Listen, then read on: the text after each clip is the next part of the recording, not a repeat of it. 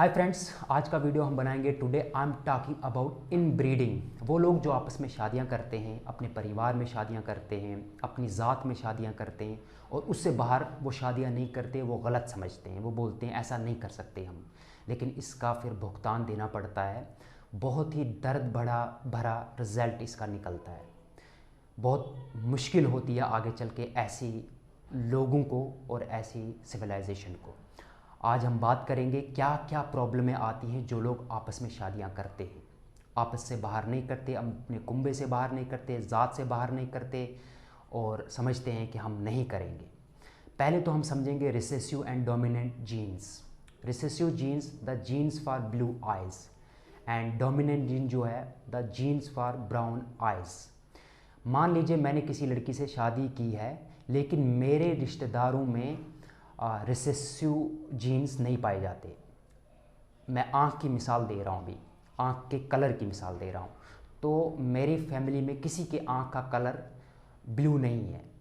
तो मैंने किसी लड़की से शादी की, लेकिन उस लड़की की आँखें ब्लू हैं, लेकिन मेरा जो बेटा पैदा होगा या बेटी पैदा होगी वो ब्राउन आँखों वाली पैदा होगी, ब्लू नहीं होंगे। क्योंकि बाप की साइड से भी रिसेसिव जीन्स होना ज़रूरी है, माँ की साइड से भी रिसेसिव जीन्स होना ज़रूरी है, तब बच्चे में ब्लू आँखें कलर जो होगा वो पाया जा सकता है। और अगर दोनों में से एक में होगा तब पॉसिबिलिटी नहीं बढ़ेगी, तब ब्राउन कलर लेके पैदा होगा। तो ये मैं क्यों बोल रहा हूँ? ये बोल रहा हूँ मैं इसलिए कि we need variety of genetic material. हमें वैरायटी चाहिए। हम देखते हैं ना, जब हम फ्रूट खाते हैं, एक सेब, कभी एक आम खाते हैं, कभी केला खाते हैं, कभी पानी पीते हैं, कभी एक डिश कभी दूसरी डिश, तब जाके हमारी बॉडी का मैकेनिज़्म ठीक रहता है। अगर रोज़ हम एक ही खाली एप्पल खाते रहें, सेब खाते रहें, तो हम तंग आ जाएंगे और हमारी जो बॉडी है, हम तो खाते हैं, इससे प्रॉब्लम तो नहीं होगी, लेकिन कब तक खाएंगे हम। लेकिन जो आपस में शादियां करते हैं वहाँ क्या होता है, उस पर हम बात कर रहे हैं। We need genetic diversity. तो अब मैं सिंपल लैंग्वेज में बताने की कोशिश करूँगा कि मैं जो हूँ, मैं अपनी मदर के 50% जीन्स कैरी करता हूँ और फादर के साइड से भी 50% जीन्स कैरी करता हूँ। 50% मदर साइड, 50% फादर साइड। अब अगर मेरी माँ में कोई डिजीज़ हो तो 50% चांस बढ़ जाएंगे कि 50% से रिस्क होगा कि वो बीमारी कभी भी ज़िंदगी में मुझे आ सकती है, हो सकती है, जो मेरी माँ या उसके रिश्तेदारों में थी। और अगर फादर के साइड से है और मदर के साइड से भी है तो 100% पॉसिबिलिटी बढ़ जाती है वो कभी भी बचपन में, बुढ़ापे में, जवानी में कभी भी हिट करेगी, कभी भी आएगी और उस बीमारी से मुझे सामना करना पड़ेगा। क्योंकि मेरे दोनों साइड के, फादर साइड, मदर साइड, दोनों का जो ब्लड है वो कैरी कर रहा है वो चीज़ें। तो वही मेरे जो बच्चे होंगे वो मेरी वाइफ के भी कैरी करेंगे और मेरे भी कैरी करेंगे। तो ये बात समझना बहुत ज़रूरी है। अगर रिश्तेदार, इसीलिए डॉक्टर क्यों पूछते हैं आपके रिश्तेदारों में कोई बीमार था, आपके फादर बीमार थे, आपकी मदर बीमार थी, या कभी डॉक्टर ऐसा बोलते हैं कि आप सब अल्ट्रासाउंड करवाओ, टेस्ट करवाओ। क्यों कहते हैं ऐसा? अगर वो देखते हैं एक बंदे में कोई जेनेटिक बीमारी पाई गई तो वो सबको बोलते हैं टेस्ट करवाने के लिए। इसीलिए वो बोलते हैं ताकि ये रिस्क है, सब में पाई जा, इसमें है तो सब में पाई जा सकती है, आ सकती है, तो पहले ही प्रिकॉशन लेंगे, पहले ही हम इलाज करने की कोशिश करेंगे ताकि ये हद से आगे ना गुजर जाए। लेकिन ऐसी बीमारियां जो जेनेटिक होती हैं, इनका बहुत मुश्किल होता है इलाज करना और ये बहुत ही डेडली होती हैं और बहुत ही डेंजरस होती हैं। वो लोग जानते होंगे, एक्सपीरियंस किया होगा जिन लोगों ने ये एक्सपीरियंस किया है या कर रहे हैं। अब देखते हैं कौन कौन सी बीमारियां पाई जाती हैं। पहले नंबर पे किडनी डिजीज़। किडनी की जो डिज़ीज़ होती है, अगर मेरे को है, रिस्क बढ़ जाता है बहुत ज़्यादा, मेरे बच्चे में भी पैदा होगी, क्योंकि वो मेरे ही जीन्स, मेरा ही ब्लड कैरी कर रहा है, इसलिए। उसके बाद मेंटल इलनेस, कोई भी हो, मेंटल इलनेस में सारी बीमारियां आती हैं, डिप्रेशन, बाइपोलर, बाकी सब। उसके बाद less fertility and sperm viability. वो औरतें जो बच्चा नहीं दे सकती, वो औरतें जो डॉक्टरों के पास जाती हैं, इलाज करवाती हैं, लेकिन डॉक्टर बोलते हैं बच्चा नहीं आप रख सकती, हाईली रिस्क ये होता है उन औरतों में, वो जेनेटिक चीज़ें कैरी कर रही हैं।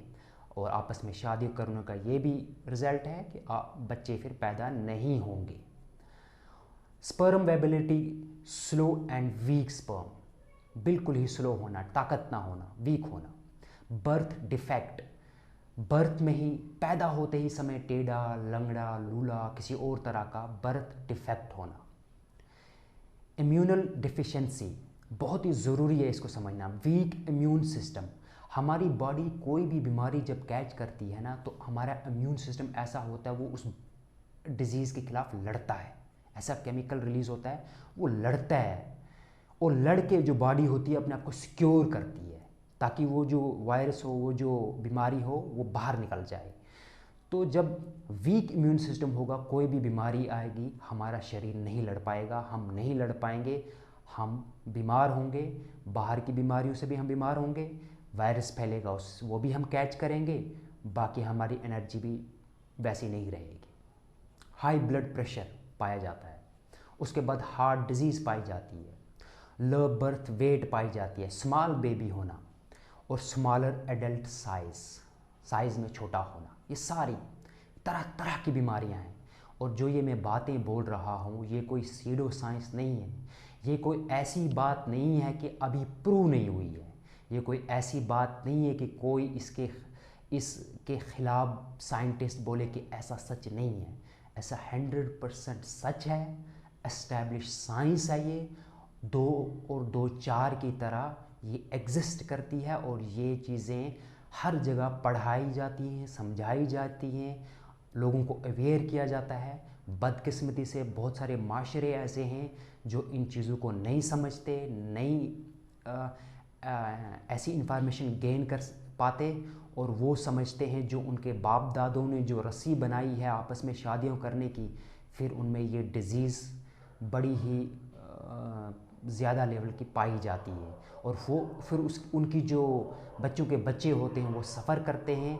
वो वही इंसान जानता है जिसने जो बीमारी में जूझ रहा है।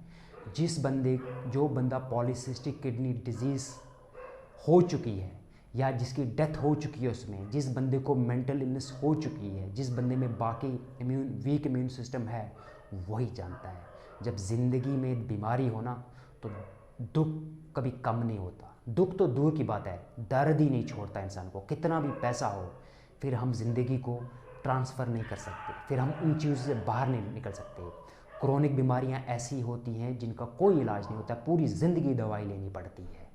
तो इन बीमारियों से बचने का एक सबसे बड़ा तरीका ये है आपस में शादियां न करना, बाकी दूसरी लड़कियों के साथ, बाकी कौम के लोगों के साथ, दूसरे रिलीजियस लोगों के साथ, अपने कुंबे से बाहर डाइवर्सिटी होना बहुत ज़रूरी है। अगर नहीं होगी, आपने जितना सहा है उतना सहा है, आगे जाके ये पीढ़ी ही ख़त्म हो जाएगी, बच्चे ही नहीं पैदा होंगे, बीमार होंगे।